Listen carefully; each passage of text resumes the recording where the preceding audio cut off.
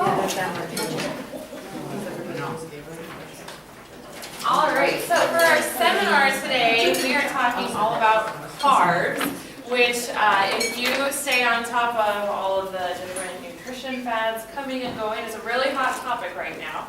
So to get us started in this, some of you guys have started on this activity already, which is great. But up at the top on your sheet of paper, list off as many sources of carbs that you can think of. If you don't have a pen or pencil, it looks like there's some extra ones up here that I can grab. But just start listing off as many different sources of carbs that you can think of.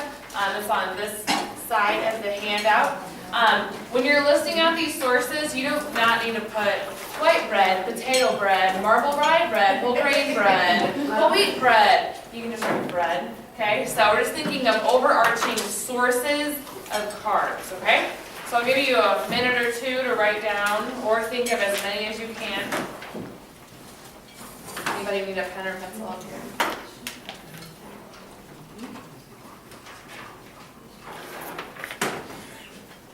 I'll give you a hint, it's more than just bread. There are carbs and other things.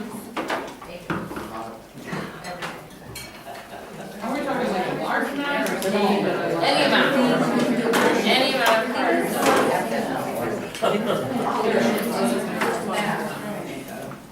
Yesterday somebody said everything that's good.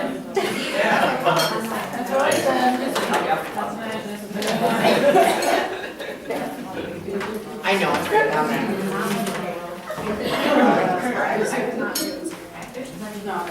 Oh, thanks.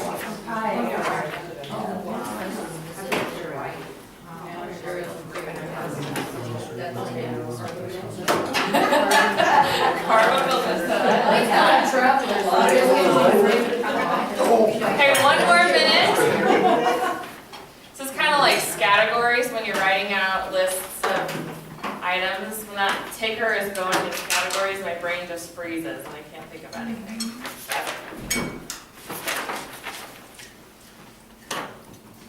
Okay, so start listing out some things that you have, things that have carbs in them. Potatoes. Potatoes, yep. Pasta. Regular potatoes, pasta, all different types of pasta. Rice.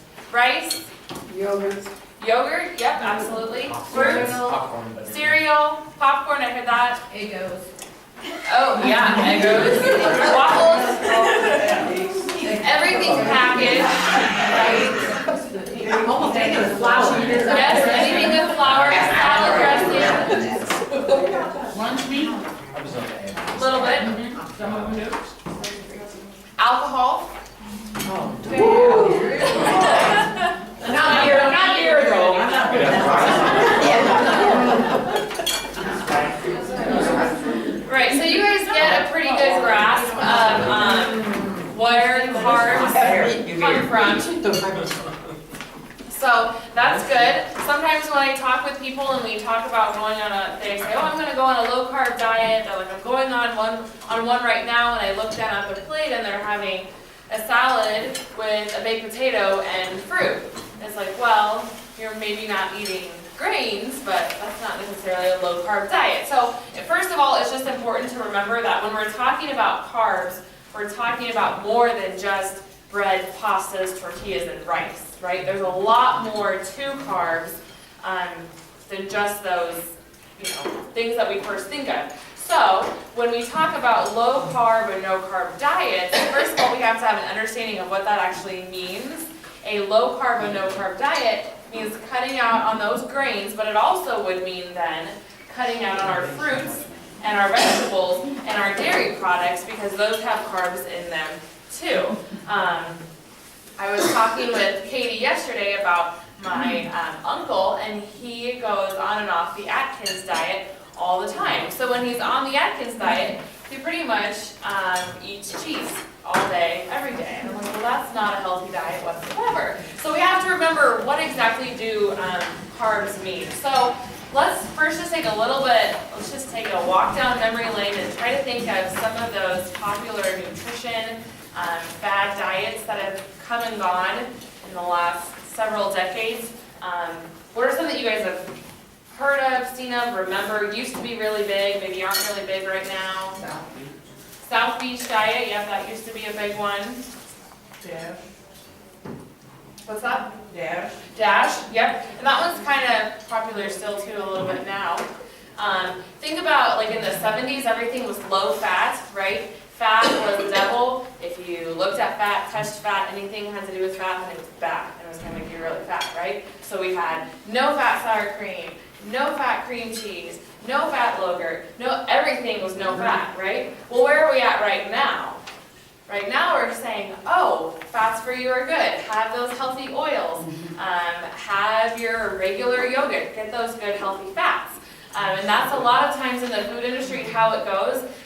We hear there's one research study that's done, and then that's taken to an extreme, and we try to make an extreme diet out of it. So a no-fat diet or a no-carb diet. And a lot of times these diets, like I said, come along because there's a research study that's done that proves a point, but then it's taken out of context so that we go to the extreme version of it. So for example, there was a study that was done, and they had two groups of people. One group went on a really low-carb diet, and one group went on a really low-fat diet. Now when they compared the results, the group who lost more weight was the low-carb diet. So we could take away from that, oh, carbs make you fat, don't ever eat them, eat a low-carb diet, right? That would make the logical sense, right? That's what we should do. Well, with these research studies, it can be hard because, first of all, they're writing with words that are like 20 letters long and you don't know what they're saying, but we have to read further into them. So, for example, with this study, the group who was eating a low-carb diet, think about everything we just listed off that has carbs in it. What does that leave you left with? Nothing. Not a whole lot. Yeah, there's hardly anything to eat. So first of all, they're more restricted. There's fewer things that they can eat. And second of all, as you know, if you can only eat like one or two different types of food, you're going to get really sick of that flavor and you're not going to keep eating it. Which is why when we go to a buffet and there's millions of choices, we end up overeating because we're always trying new flavors and different tastes, and so we keep eating. So when we are restricted with what we can eat, we have fewer options, so we're going to eat less. And second of all, the taste gets more boring, so we end up eating less. So in this research study, you can see how there's more that meets the eye than just, oh, carbs make you fat, right? There's more to it than just that. So along those lines, why do you guys think these fad diets are so popular? Why do you think they come and go? Quick fix. Quick fix? Exactly. A lot of these things are a 21-day fix. 21 days is like the key number right now. You can do anything for 21 days. And to us, we think, oh, that's awesome. Like, I'm not ready to change my whole lifestyle, but in 21 days, I can do that. So we decided to go on these really extreme restrictions of our diet because it's only 3 weeks, and we can do anything for 3 weeks, only for 21 days. But as you know, after those 21 days come and go, we're not able to do that for a lifestyle. So maybe you have, or maybe you have friends or family members who've done a 10-day or a 15-day or 21-day, 1 month type of nutrition diet. And do they get results during that time frame? Yeah, almost always they do. And after that time passes, do they stay at that level? No, they go right back. They bounce right back.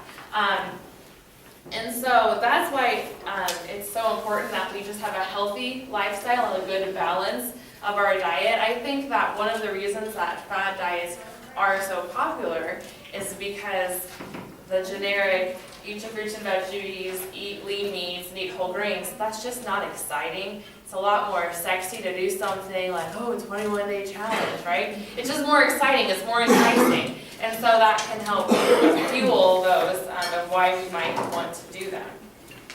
So tying into carbs, let's talk a little bit about low-carb diets. People sometimes end up losing weight when they're on a low-carb diet. Now, why do you think that might be? Besides the restriction, we talked about that. What are some other reasons? They lose their will to live. Yes. Carbs are a really tasty thing, right? My sister-in-law, she loves to bake, And on Instagram, so a social media website where you post pictures whenever she bakes, she always hashtags it, carbs are my love language. Yeah, I can relate to that. I can totally relate to that. So the thing about carbs are, when they're in your body, they're kind of like a sponge, okay? So a sponge, when you think about it, it can soak up water, right? It hangs on to water. So when carbs are in your body, it hangs on to water, keeps you hydrated, which is a good thing. Now when we go on a low carb diet, our sponge is strung out, okay? So there's not as much water there, which means we're dehydrated. But if any of you know, this isn't rocket science. If you weigh a dry sponge, and then if you weigh a sponge that's been dipped in water and it's full soaking with water, which one's going to weigh more? The one that's wet, obviously, right? We get that. So the same thing happens when we go on a low carb diet. So we're nice and hydrated, our carbs are holding onto our body, our blood is full of oxygen and water moving through it. That's awesome. Then we go on a low carb diet and then we get strung out. So when we step on the scale weighs less, right? Because our sponge has been strung out. Now, did we actually lose weight? Did our sponge actually lose anything? No, it's just the water. It's just the fluid. We're dehydrated. So then when we go off of our low carb diet and we start eating carbs back again, then our sponge soaks up that water again, we step on the scale and we weigh more. So did we actually lose or gain any weight? No, we're just more and less dehydrated. And so that's something important to remember, that when we go on these low carb diets, they're not actually resulting in effective and long-term success for us, because we're talking about a hydration issue, and it's also just impractical to go on a long-term low carb diet because, like we said, you don't have a whole lot of options. And it also can be a little bit misleading when our friends go on low carb diets and maybe again, like they say, oh, I'm going on a low carb diet, but they're still eating their fruits and their vegetables and their dairy products. And it's like, well, you're not really going on a low carb diet. You're just cutting out those unhealthy carbs in your life, which is great. When we're cutting out cakes and cookies and our Eggo waffles and our white bread, and we're swapping it out for our whole wheat pasta and whole grain bread, those are really healthy lifestyle changes, but that's not a low carb diet, that's just making healthy lifestyle changes. So we have to remember that when we look into this. So what we're going to go to next on here is talking about our daily carbs need, okay? So this is not ACT math on here, it's pretty simple, okay? So this is going to give you a good indication of how many grams of carbs you need in a day. So you understand this, there are 3 macros, so 3 different types of food out there that what you eat. So one of them is carbs, okay? One of them is fats, and one of them is proteins, okay? So carbs, you want 45 to 65%, which is what the math is here. Proteins, 20 to 35, and fats, 10 to 35, okay? And those vary based off your activity level and your age and that type of thing. So to figure out your carbs, what you're going to do, you're going to write down your daily caloric intake. So this is going to be approximate about what you think it is. There's a lot of 4,500. Yeah, I wish. Sometimes an easy way to do it, it's not by any means 100% accurate, but if you take your weight and add a 0, that can give you a rough estimate about where you're at. That's a lot of calories. Like I said, there's a lot. That's the easiest way to give you a base number, but just approximate where you think you're at. What you're going to do is take that number times it by 0.45. You can use your calculators to give you that number. So you'll do that times 0.45 for the top one, and then times 0.65 for the bottom one.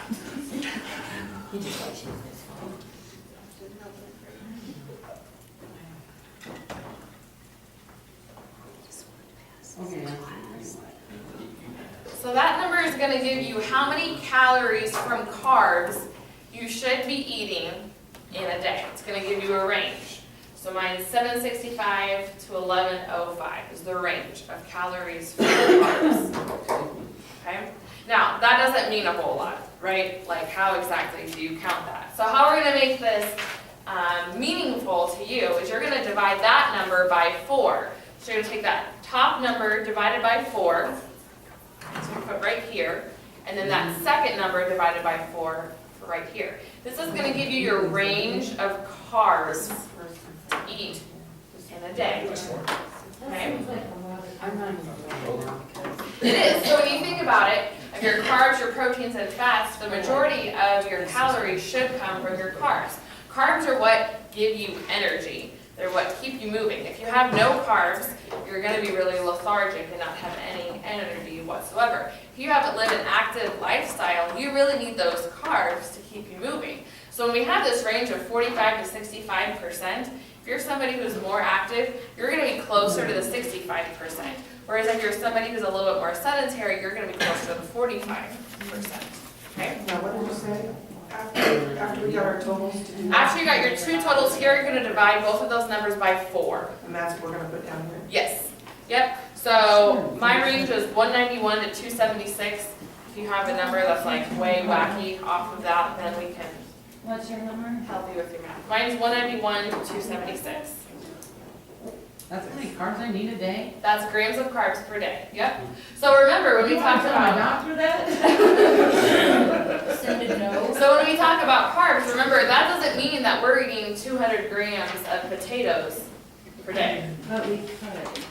That would not be healthy. That would not be healthy. Because what we have to My remember, blood sugar would be like, we have to remember that we have to take our sugar intake into account with this. Now, like we said, our carbs in things like snacks, like cakes and cookies and all of that really unhealthy food. Yes, carbs are in those things, as is sugar. We want to choose healthy options to fill up our carbs. That, and we're going to be going through this here in a little bit, but that means we're going to be filling up with our whole grains. We're going to be filling up with beans. We're going to be filling up with good, healthy dairy products, fruit, and vegetables. So this has to be, you have to keep this within a healthy frame of mind. Because yes, could you say, am I going to get 200 grams of carbs and I'm going to eat my Fruit Loops and my white bread all day? Yeah, you could get your carbs like that. You certainly could. You're going to have a blood sugar problem, and that will probably relate into your weight. Or are you going to get your carbs from your fruits and your vegetables and your skim milk and your whole grain bread? Which 2 people do you think are going to look healthier on those 2 diets? the white bread one. The Fruit Loop person? Yeah. So as you have to remember, you know, we can't, if we live with the mentality of, oh, what can I eat, of what can I get away with, if we live with that mentality of what we're going to eat, it's going to look a lot different than if we eat with the mentality of what can I eat to nourish my body. Those are going to be 2 different diets, and that's what we have to remember is what can I do to nourish my body. This gives you a frame of reference for what you need for carbs, but it has to be done within a healthy frame of mind. So that comes to our question of, should you cut out carbs? What do you think? No, absolutely not. It's not a good idea. There's no reason to cut out fruits and vegetables. There's no reason to cut out healthy dairy products. There's no reason to cut out whole grains. No reason. Now, is it smart to cut out carbs that are full of refined flours and full of sugar?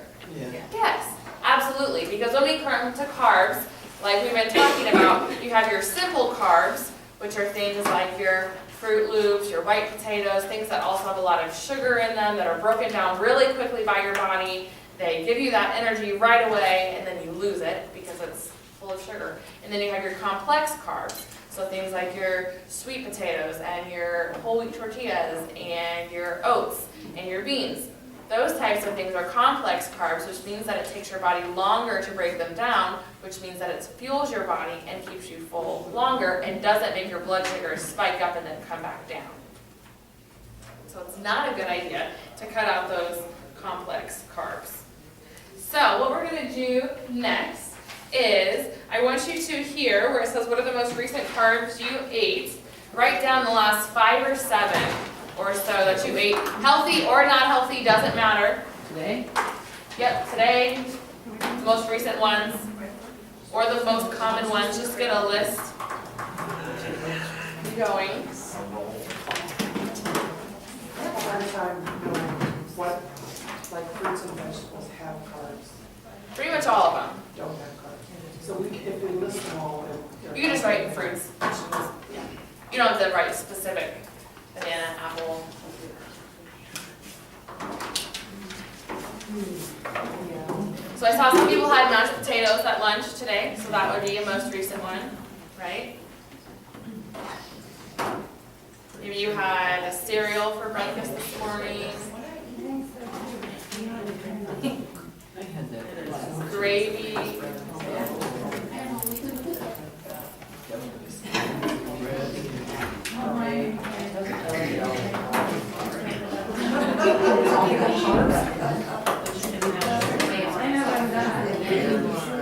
No, I have one. Does coffee have carbs? What's that? Coffee doesn't have carbs, does it? No. I better check. Unless if you put creamer in it.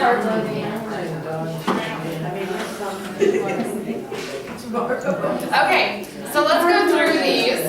We're gonna tie this down into our bottom section of swap this for that. So probably the things you've written down probably fit into some of these categories down here.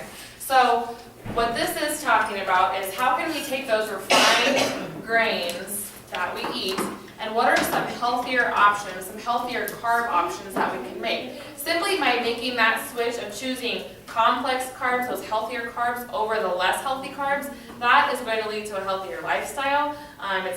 It's probably going to end up leading in weight loss if that's a goal that you have, because it's going to keep you fuller longer, it keeps you more nutritious, and there's not so much sugar in that, okay? So white bread, wheat bread, oh, good job.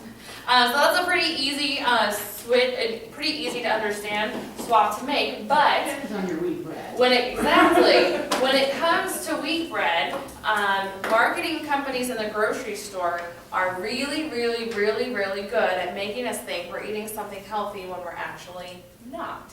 So when it comes to bread, what is the only way to tell if you have a whole wheat bread on your hands? Is it by looking at the packaging, the marketing? No, exactly. We have to look at the ingredients. So when I buy bread, I always look at the ingredients, no matter what it says on the front, because I just don't trust them, and I've learned that it's very misleading. So when you look at your ingredient list, the very first ingredient should say whole wheat flour or whole grain flour or whole, it should say something like that. If it doesn't say that, if it says enriched bleached flour or enriched white flour or something like that, it's not a whole grain, okay? So you have to look at that. The only time that the whole wheat flour, grain, whatever, can be the second ingredient is if the very first one is water. So if the first ingredient is water and then it says whole wheat flour, you still got a whole grain on your hands. Okay? How does like rye and pumpernickel compare to the wheat bread? So those types of breads like rye, Marlboro, pumpernickel, they're gonna, like when you look at like the glycemic index or the fiber content, those are gonna be a better option than your plain white bread, but that's not to say that they are on the same playing field as a whole wheat bread. And that's something when I always suggest if maybe you're currently eating plain white bread. So my husband is a perfect example. Grew up with white bread, white everything. And I was like, no, we're having whole wheat bread, whole wheat pasta, whole wheat, like we're having everything whole wheat. And he's like, I'm not gonna eat that. So I was like, okay, what can we do? So this has been a process of first it became, okay, first we'll have the whole grain white bread, and then we'll have, stick with that for a little bit, and then we'll do the wheat bread that's not actually whole wheat, get closer to that, then we'll move to like an 8 grain bread, and then we'll move to like a 10 grain bread, and now I have him trained on whole wheat bread. So it's been a process of slowly getting there, and it might sound funny, and it kind of is, but if you go straight from white bread to whole wheat bread, it tastes really different. Really different. If that's what you grew up on, if that's what you're used to, at first you're probably not going to like it. Same thing with pasta. If you're used to white pasta and then you get whole wheat pasta, chances are you're probably not going to like it. So making a gradual shift is what I always suggest. So if you're currently eating white pasta, and if you're looking to move to whole wheat pasta, next time you're at the grocery store, pick up both packages and mix your noodles together. So maybe first you're gonna start off with 3/4 of your white noodles and 1/4 of your whole wheat noodles, and then you move to 50-50, and then 25-75, and then eventually you're in the 100% whole wheat. So making these gradual shifts is the way that I always suggest it, because it trains your taste buds to make it more normal. Then you go back, if maybe you're out at a restaurant or back home for a meal and you have those other types of grains you used to eat, they're not gonna taste the same with you anymore, and you're gonna think, wow, I actually really prefer the healthier stuff for me, which is awesome, that's what we wanna get, but making that gradual process is what I always recommend. Okay, so moving on, so those plain white potatoes, some options to swap out for that. Sweet potatoes, absolutely. Also, beans are a great option, so maybe in your soups, white beans, black beans, full of fiber, full of protein, really, really good. I made a soup a couple weeks ago, and I took white beans and I mashed them up so that it became similar consistency to like potatoes that were mashed up to make it thicker, and I added the mashed white beans into my soup, and it made a really hearty, full soup, and it passed the husband test, so I know that it was pretty good. But that's an option. You can always swap out your potatoes for your beans also. Now, cereals, right now in the cereal industry, on all of the cereal boxes, they probably say first grain whole ingredient. So Cinnamon Toast Crunch is healthy for you then, right? It's first grain whole ingredient, so it has to be good, right? So when it comes to your cereals, what you really have to watch out for is that sugar content, and it's kind of difficult to come across a cereal that isn't full of sugar. You want to try to find one that has like fewer than 5 grams per serving or less. The thing about cereal is there's not a whole lot of protein and fiber to it, so it's almost like you have your bowl of Fruit Loops, and by the time you get to the bottom of the bowl, you're hungry again already, because there's just not that much substance to it. So you want to look for a cereal that is low on sugar, high in fiber, and high in protein, which is kind of difficult to find if you've ever done nutrition labeling. But Kashigo Lean cereal, that's a really good one out there that I like. Again, it tastes a lot different than your Fruit Loops and your Captain Crunch because it's not full of sugar, so doing those gradual processes are really good. How about granola instead of oatmeal? What's that? Granola instead of oatmeal? Yep, so again, granola is, there's a lot of different types of granola out there, so that's something that we have to watch for. Some of them are full of sugar. Some of them also have more chocolate chips than granola, so something we want to be careful of too. So reading your nutrition labels on your granola is key. You want to make sure that your oats are your first ingredient, and if it's, if it has a higher fat content, but it's because it's loaded with nuts, then that's a good thing, because that's where your nuts are coming from. But you want to check out that sugar and fiber content too. So we're close to running out on time, but just a couple other things I want to go over. All-purpose flour, that's our regular go-to flour. Wheat flour is a great option. When you do start baking with wheat flour, it bakes differently than your regular white flour. It's denser. And so I suggest that maybe your recipe calls for 2 cups of regular flour. I'd start off with 1.5 cups of regular flour and 1/2 cup of wheat flour. See how that turns out. Then move to a 50-50 ratio. Usually in a lot of recipes, unless if it's written for if it's originally written for just a whole wheat flour, then you're good to go with it. But like if you take your favorite cookie recipe and you just swap out all the regular flour for whole wheat flour, it's not going to taste the same, it's not going to look the same. So you want to make those slow, those slow changes one at a time. Something else to look at is they make like oat flour or almond flour, which can be really fun to bake with. And I've recently really got onto oat flour, and I'm very much of a penny pincher. So when I go to the store and I see that the oat flour is expensive, I was like, well, I will just make my own oat flour then. So I buy my regular oats, I put them in my food processor, let them go until they're nice and fine, similar to oat flour, and then I use that instead. And you can do that with almonds also. So you can easily make those at home and try them out before you go and buy your other foods. The other thing I want to talk about quick is flavored yogurts. We talked about earlier, dairy products, they're a source of carbs. So dairy has naturally occurring carbs in them and naturally occurring sugars. So your plain yogurt is still gonna have sugar and carbs in it. But if you get like your strawberry yogurt or your fruit on the bottom yogurt, or those yogurts that sound more like dessert than health food, that's because they're adding sugar into them. So the healthier option is picking that plain yogurt, and vanilla yogurt is not plain yogurt. Vanilla yogurt is a flavored yogurt, it's not the same. But there's lots of different options out there. If you have your plain yogurt and you add your own fruit in, that is great. Some people really don't like the taste of plain yogurt. There's other options out there. Some yogurts, there's basically 4 options. You have your plain yogurt, your regular fruit flavored yogurt, and then you have your yogurt that's sweetened with an artificial sweetener like aspartame or sucralose or something like that. And then the newest one, they're sweetening with stevia. So if you've seen the black container, I think it's called 000. I think it's by Oikos, I think. Yeah, It's really good. it is really good. And that one doesn't, I don't find has the aftertaste that aspartame does. But you have other options out there when it comes to yogurt. So I definitely suggest that you try those options out. So with that, I know we are at time, but if you have any other questions about carbs or anything, feel free to stick around or send me an email. But I really appreciate you guys coming out. I hope that you go away with some good takeaways from today and fill up your diet with lots of healthy carbs. So thanks.